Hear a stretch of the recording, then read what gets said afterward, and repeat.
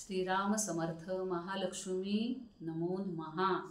तर कालच्या आपण गतहारीला म्हणजे दिव्याच्या अमावस्याला आज नमस्कार करून कालची दिव्याची अमावस्या झाली आणि आज श्रावण महिन्यातला पहिला दिवस आणि नेमका आज शुक्रवार आलाय आणि पहिला शुक्रवार म्हणजे आपण ज्योतीची पूजा करतो। तर हा श्रावण महिन्यातली ही सुरुवात झालेली आहे आपल्या शुक्रवारपासून। तर आपण या दिवशी काय करतो तर ज्योतीची पूजा करतो। तर ज्योती ही मुलांच्या आरोग्यासाठी दीर्घायुष्यासाठी आपण त्या देवीची स्थापना करतो। तर ह्या श्रावण महिन्यामध्ये काय असतं व्रतवैकल्य असतात, तसेच भरपूर सणवार हे ते सगळं सणवार असतात। तर आपण हा शुक्रवारच्या ज्योतीची पूजा प्रत्येक जण आपापल्या घरी स्थापन करतं। तर स्कंद पुराणामध्ये या ज्योतीची माहिती मिळते।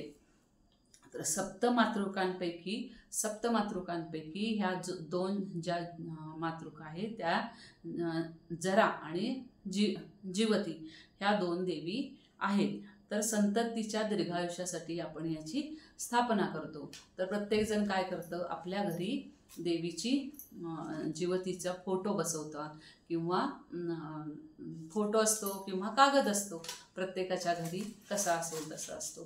तर मी माझ्या घरी ही अशी मूर्ती हा फोटो आहे। तर ह्या फोटोमध्ये कसं आहे तर हा नरसिंह आहे, हे विष्णू आहेत आणि हे जरा आणि जीवतिका आपल्या बाळांच्या दीर्घायुष्यासाठी या जरा आणि जीवतिका ह्याची आपण पूजा अर्चा करतो। आणि हे बुध आणि गुरु तर ह्याच्यामध्ये आपण ह्या श्रावण महिन्यामध्ये यांचीही पूजा करत असतो।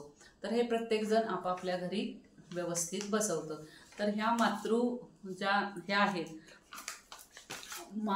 मातृशक्ती आहेत ह्या। तर ह्या कशा करतात तर हे असं म्हणतात की जरा आणि जीवतिका ह्या अश्विनी कुमारांच्या पत्नी आहेत।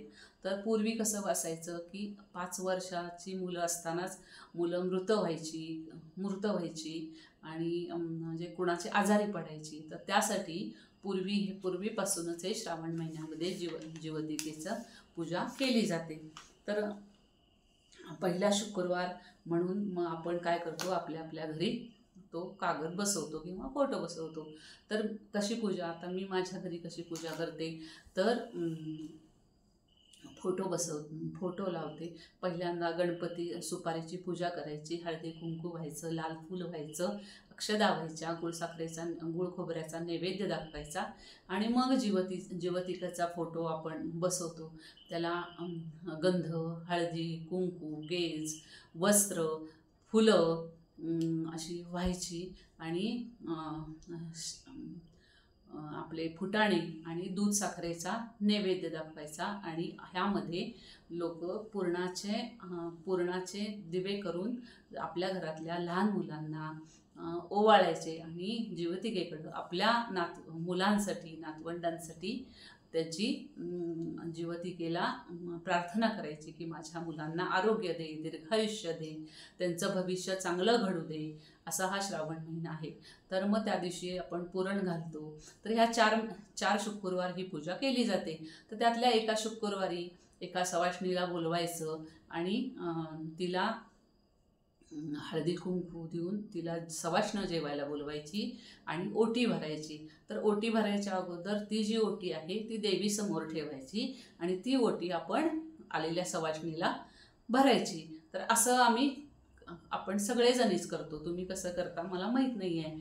तर मग अशा पद्धतीनं ही शुक्रवारच्या ज्योतीची पूजा आपण करतो। तर ह्या ज्या हे आहेत मातृशक्ती आहेत तर हे आता हल्लीच्या मुली नोकरदार असतात त्यांना होतं नाही होतं पण बऱ्यापैकी सगळ्या जणी ह्या करतातच। तर ही परंपरा आपण चालू ठेवण्यासाठी सर्वांनी आपल्या घरातल्या सगळ्यांना सुनांना मुलींना हे आपले जी श्रावणातले आहे जे सणवार हे जे आहेत तर त्याच्याबद्दल माहिती देऊन आपली ही परंपरा आपण पुढं चालू ठेवावी। तर ह्या मातृशक्तीला नमस्कार करून हा माझा मी व्हिडिओ थांबवते. आणि ही जी माझी साडी असली ना, ही कोल्हापूरच्या अंबाबाईच्या देवळात मला प्रसाद म्हणून मिळालेली आहे. तर ही मी साडी फक्त शुक्रवार जिथं सवाष्ण जेवायला जायचं असतं तिथंच मी ही साडी नेसून जाते.